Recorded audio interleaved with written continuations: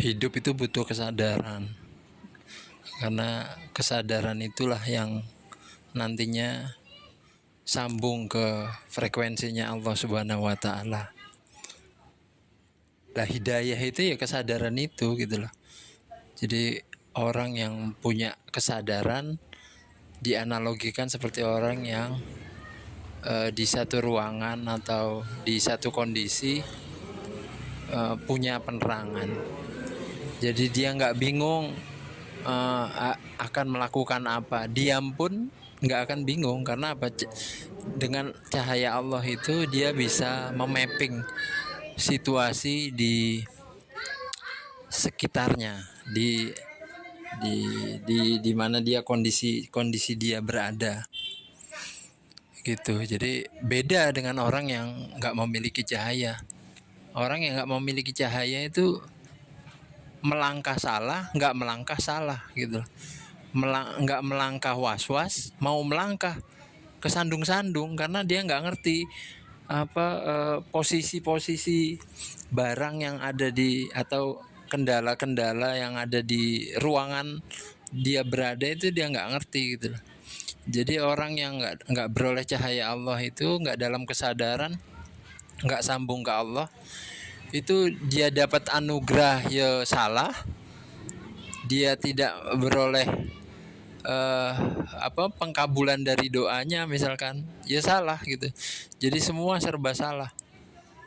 Jadi di kehidupannya itu masih terpisah antara hitam dan putih, baik dan tidak baik itu terpisah. Sedangkan orang yang sudah dalam kesadaran terus sambung ke Allah dan Rasulullah, semua menjadi berkah. Dia dapat celaan, hinaan itu juga jadi kebaikan. Tanpa harus beramal susah, dia dapat ganjaran pahala dari orang yang meremehkan dan menghina dia. Dia dapat pujian ya biasa saja, emang sesuai dengan sunatullah yang seharusnya seperti itu. Di dalam hidup itu penting kesadaran. Kalau tanpa kesadaran itu ibarat fisik hidup tapi nggak punya ruh, kayak zombie. Zombie kan hidup secara biologinya kan hidup, tapi dia nggak punya ruh, nggak punya kesadaran. Jadi nggak punya nilai. Nilai manusia itu di kesadaran itu. Nah, yang penting berdoa itu, yang terpenting itu kesadaran doanya. Saya siapa? Doa ini sebagai apa? Sebagai posisi doa kita itu dikabulkan itu seperti apa gitu. Jadi hakikatnya berdoa itu kan yang dalam kesadaran itu hakikatnya tolak bala. Terkabul yang dimaksud itu kan tolak bala. Jadi kita berdoa apapun itu tentang kebaikan, itu yang intinya kan, yang utamanya itu tolak bala gitu. Kita terhindar dari bala bencana yang misalkan peristiwa itu nantinya kita lewati, itu kita terhindar dari bala bencana gitu. Bukan masalah harus qabul sesuai apa yang ada di pikiran manusia, yang ada di pikiran kita. Kalau yang ada di pikiran kita kan semua itu drama hidup aja. Jadi bukan sesungguhnya pengabulan Allah gitu loh. Drama hidup.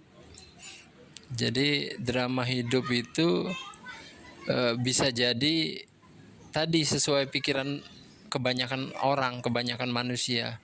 Jadi kalau dibilang anak yang patuh itu yang nggak ngelawan, nggak ngeyelan, disuruh langsung bertindak. Nah, seperti itu kan kalau yang deskripsi di kebanyakan orang kan seperti itu.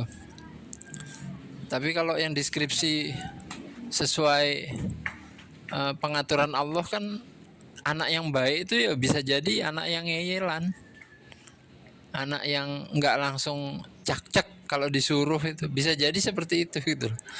Kenapa peristiwa itu terjadi dan kita alami, itu bisa jadi ya bagian dari pengaturan Allah, bukan ke apa target perubahannya itu bukan ke si anak, tapi justru ke kitanya sebagai orang tua gitu.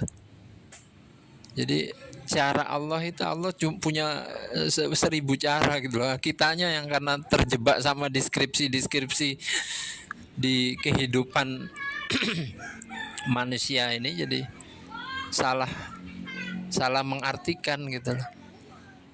Mestinya kan apapun yang Allah ijabah menjadi sesuatu yang nyata di kehidupan kita. Lah itulah bentuk terijabahnya doa-doa kita, bentuk pengaturan Allah, bentuk rahmat Allah ke kita untuk kebaikan diri kita. Kalau kita kan kalau nggak sesuai itu dianggap nggak kabul gitu loh. Terus kita terhindar dari bencana, misalnya nggak pertandingan misalnya nggak menang tapi terhindar dari bencana, dianggap nggak kabul, padahal itu kan satu kesatuan gitu, satu kesatuan bagian dari penataan Allah. Oleh karena itu ya balik lagi, jadi ruh dari seluruh kebajikan itu bukan di kalimat verbal, bukan di gerakan body, bukan dari gerak langkahnya kita, tapi juga yang terpenting tadi kesadaran dirinya seperti apa saat melakukan kebajikan tersebut. Nah, tanpa kesadaran ya kebaikan itu ya mung drama kehidupan. Kelihatannya iya patuh, senyum ke banyak orang, tapi kesadaran hatinya benci. Hati-hati. Jadi ya gitu, namanya drama kehidupan. Etok-etokan tok, walaupun sepertinya iya, tapi artinya kalau hatinya nggak ikut, hatinya nggak ridho menjalani peristiwa yang dilalui itu, ya artinya kita nggak punya kesadaran ke Allah, nggak sambung, nggak usul, nggak suci. Kalau bahasanya Abah Guru Sekumpul itu nggak, kita kalau nggak ingat orang yang nggak ingat Allah itu ibarat orang yang junub, jadi nggak suci. Ya, orang yang nggak suci akan susah untuk Isra Mi'raj dalam sholat gitu lah. Sholat kan mi'rajnya seorang mukmin. Ya kalau dia nggak ingat Allah, yang diingat hanya bacaannya, hanya gerak-gerik badannya, apa bisa jadi mi'raj ke Sidratul Muntahanya Allah saat sholat? Susah. Wallahu alam.